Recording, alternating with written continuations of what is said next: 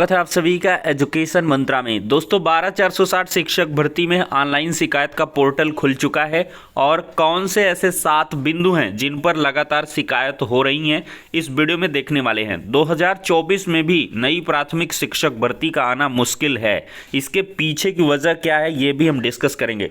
तो चलिए दोस्तों वीडियो शुरू करते हैं। दोस्तों फर्स्ट ऑफ ऑल देखेंगे कि 12,460 शिक्षक भर्ती में जो मामला है वो सुप्रीम कोर्ट में अभी फाइनलाइज होना बाकी है और ऐसी संभावना है कि 3 अप्रैल को सुनवाई हो जाए, 10 अप्रैल या 3 मई को हो। ये अभी जो है कंफर्म नहीं है। कहीं पे डेट 3 मई की शोर हो रही है तो कहीं पर उम्मीद है कि 3 अप्रैल को लिस्ट होगा। तो एग्जैक्ट लिस्टिंग इन्फॉर्मेशन जो होगी आप सभी को हम प्रोवाइड कर देंगे, लेकिन ये है कि अभी न्याय में आपको देरी लगेगी क्योंकि सुप्रीम कोर्ट में मामला है और काफ़ी वेरियस जो एस्पेक्ट्स हैं उन पर बात होगी, बहस होगी लगातार, तब जाके ये फाइनल हो पाएगा मामला।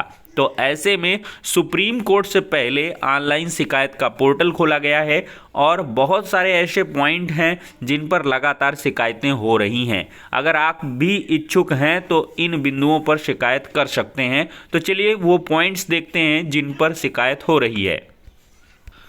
तो दोस्तों यहाँ पर देख सकते हैं 12,460 शिक्षक भर्ती में मेरे द्वारा निम्न बिंदुओं पर शिकायत कराई जाती है। तो 12,460 शिक्षक भर्ती में जिलों में सीट के सापेक्ष कितनी नियुक्ति हुई अभी तक की काउंसलिंग के उपरांत और समस्त कैटेगरी वाइज रिक्त सीटों को कहीं भी बताया नहीं गया है। पहली शिकायत ये है। दूसरी शिकायत यह है कि 12,460 शिक्षक भर्ती के अंतर्गत आपके जिले में जिन अभ्यर्थियों को 29 दिसंबर की काउंसलिंग के उपरांत होल्ड रखा गया था उनका चयन सुनिश्चित हुआ है या नहीं। यदि हुआ है तो होल्ड अभ्यर्थियों का पुनर्चयन की संख्या बतलाइए और अभी कितने 29 दिसंबर की काउंसलिंग में होल्ड कैंडिडेट से खाली हैं पद जिनका चयन नहीं हो पाया है, यह भी नहीं दर्शाया गया है। तीसरी शिकायत क्या है कि 5 जनवरी को काउंसलिंग के उपरांत कितनी सीटें रह गई कैटेगरी वाइज, वह भी नहीं बताया गया है। चौथा पॉइंट क्या है कि 12,460 शिक्षक भर्ती में 29 दिसंबर की काउंसलिंग और 5 जनवरी की काउंसलिंग में शैक्षिक अर्हता तिथि 15/12/2016 के बाद टेट 16 और बीटीसी बैक सेमेस्टर अभ्यर्थियों में कितने लोगों को आपने नियुक्ति पत्र निर्गत किए हैं, यह भी डाटा आपने नहीं दिया है। और पांचवा पॉइंट है कि आपके जिले में 12,460 शिक्षक भर्ती में टोटल आवंटित पदों में कितनी सीटों पर नियुक्ति पत्र निर्गत हुए हैं और अभी कितने सीटें कैटेगरी वाइज रिक्त हैं, यह भी नहीं बतलाया गया है। और छठा पॉइंट क्या है कि 29 दिसंबर और 5 जनवरी की काउंसलिंग में बिना एनओसी के कितने अभ्यर्थियों ने काउंसलिंग कराकर नियुक्ति पत्र निर्गत किया गया, उनकी भी संख्या नहीं बताई गई है। सातवां पॉइंट क्या है कि स्पेशल कैटेगरी को 5 जनवरी की काउंसलिंग में नहीं बुलाया गया है। जो 4 तारीख को जिलों में खाली सीटों की लिस्ट आई थी वहां पर स्पेशल कैटेगरी के सीटों का विवरण कहीं भी शो नहीं किया गया। केवल अनारक्षित सीट ओबीसी एससी एसटी संख्या को दिया गया था जो खाली रह गए थे पद। तो स्पेशल कैटेगरी के रिक्त पद नहीं शो किए गए। दोस्तों लास्ट पॉइंट इन्होंने क्या कहा है कि उपरोक्त सारे बिंदु 12,460 शिक्षक भर्ती में की गई अनियमितताओं को दर्शाते हैं। इन अनियमितताओं को निस्तारित करने वाली कमेटी से हमारा अनुरोध है कि आप प्रत्येक बिंदु को नियमानुसार निस्तारित करने का कष्ट करें। और दोस्तों विशेष बिंदु इन्होंने लिखा है कि जितने भी फर्जी अभ्यर्थी नियुक्ति पत्र पा चुके हैं कृपया उनके सघन जांच करते हुए समस्त फर्जी आवेदकों को बाहर करने का कष्ट करें। 15 दिसंबर 2016 के बाद के शैक्षिक अभिलेख वाले अभ्यर्थियों को, बिना एनओसी वाले अभ्यर्थियों को, एक से अधिक जगह काउंसलिंग कराकर कई जिलों में चयनित अभ्यर्थियों को बाहर कराने का कष्ट करें। तो ये दोस्तों कुल मिला के पॉइंट्स हैं। इनमें आपको क्या सटीक लगते हैं उन पॉइंट्स पर आप भी शिकायत कर सकते हैं। ये आपकी पर्सनल जो है कह लें कि लिबर्टी है। शिकायत का पोर्टल कुछ इस प्रकार से खुलेगा। अभ्यर्थी का नाम आएगा, यहाँ पे नाम भर देंगे, पिता या पति का नाम, अगर विवाहित महिला है तो जो है पिता का नाम भी भर सकती है, पति का नाम भी भर सकती है। वर्ग यहाँ पर सेलेक्ट कर लेंगे, general OBC SC ST. Registration number, आवेदन संख्या आप यहाँ पर डाल देंगे। आवेदित जनपद को यहाँ पे सिलेक्ट करना है, चयनित जनपद को सिलेक्ट कर लेना है। आपत्ति का विवरण 500 अधिकतम शब्दों में अपने आपत्ति का विवरण यहाँ पर जो है अटैच कर देना है, लिख देना है।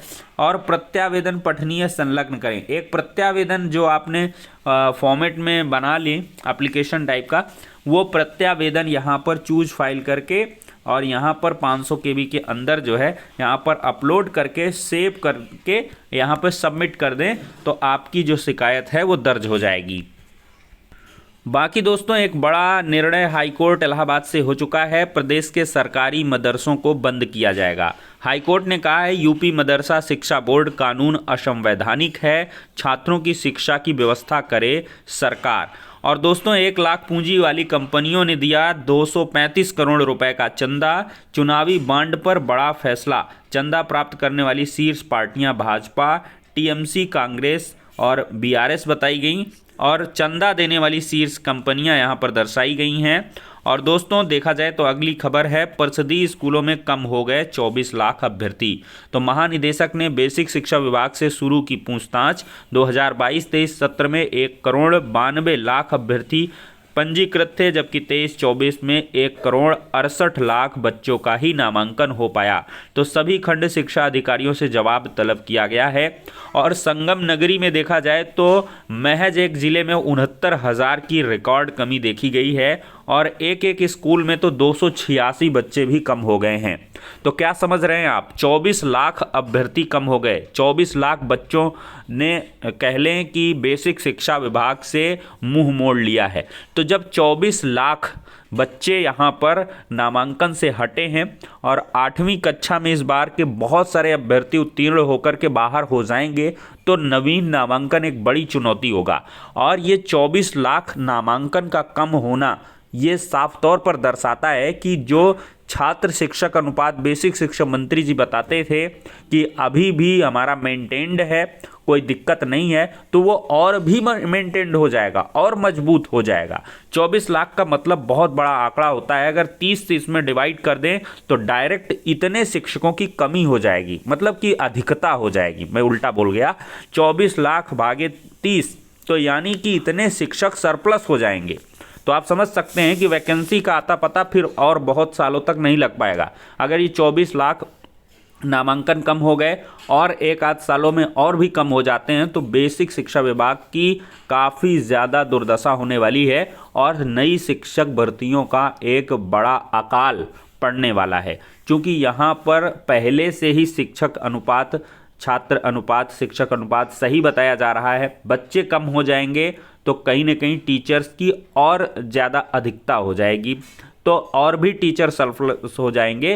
तो ऐसे में वैकेंसी दूर दूर तक नहीं आ सकती है। ये एक बहुत बड़ा मुद्दा है। तो ऐसे में आप लोग भी सक्रियता जो है निभाएं और जो भी डीएलएड कर रहे हैं या कर चुके हैं वो अधिक से अधिक नज़दीक के संपर्क के प्राथमिक विद्यालयों में नामांकन करवाने का प्रयास करें। लोगों को जागरूक करें कि सरकार किस प्रकार से जो कॉन्वेंट स्कूल हैं, जो कह लें कि सीबीएसई बोर्ड के स्कूल हैं, उस पैटर्न पर पूरे सिलेबस को डिज़ाइन किया गया है और पढ़ाई भी अच्छे ढंग से हो रही है। जो इंफ्रास्ट्रक्चर है वो डेवलप किया जा रहा है बेसिक विद्यालयों का, और साथ ही साथ वेल क्वालिफाइड टीचर्स के माध्यम से जो शिक्षा व्यवस्था है वो दुरुस्त की जा रही है। इस प्रकार के बहुत सारे मुद्दे रखे जा सकते हैं। प्लेइंग गेम्स वगैरह की तमाम सारी खेल सामग्रियाँ और लर्निंग मटेरियल्स प्रोवाइड किए जा रहे हैं। बेसिक शिक्षा विभाग लगातार जो है इस पर काम कर रही है, लेकिन फिर भी आखिरकार नामांकन में क्यों कमी आ रही है, तो ये समझ से परे है। और दोस्तों, प्रधानाध्यापक के पद पर पदोन्नति का रास्ता साफ हो चुका है। हाईकोर्ट ने नियमावली के अनुसार वरिष्ठता सूची बनाने के निर्देश दे दिए हैं। 2015 से नहीं हो सकी प्रधानाध्यापक के पद पर शिक्षकों की नियुक्ति। तो दोस्तों, प्रधानाध्यापक के पद पर भी नियुक्ति हो सकती है। तो ऐसे में एक पॉजिटिव खबर आपके लिए है कि प्रधानाध्यापक के पोस्ट पर नियुक्ति हो जाएगी, प्रमोशन हो जाएगा, तो सहायक अध्यापक के पद खाली हो सकते हैं। तो ये एक बड़ा मुद्दा हो सकता है। जूनियर में ज़्यादा से ज़्यादा चले जाएं। अब ये इसमें आंकड़ा जो 24 लाख का है, इसमें प्राइमरी के कितने कम हुए, जूनियर के कितने कम हुए, ये सब कैटेगरी वाइज निकल के आएगा तो और भी चीज़ें स्पष्ट हो पाएंगी।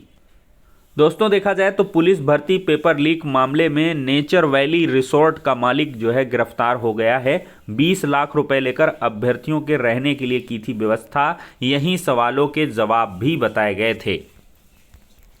तो दोस्तों यहाँ पर देख सकते हैं उत्तर प्रदेश सिपाही भर्ती के पेपर लीक मामले में एसटीएफ ने बृहस्पतिवार रात को गुरुग्राम के नेचर वैली रिसोर्ट के मालिक सतीश धनखड़ को गिरफ्तार कर लिया है।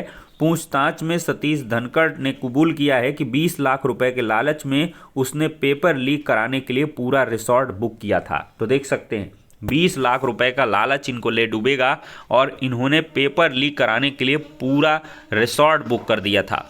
तो ठीक है दोस्तों, इस वीडियो में इतना ही, नेक्स्ट में मिलते हैं।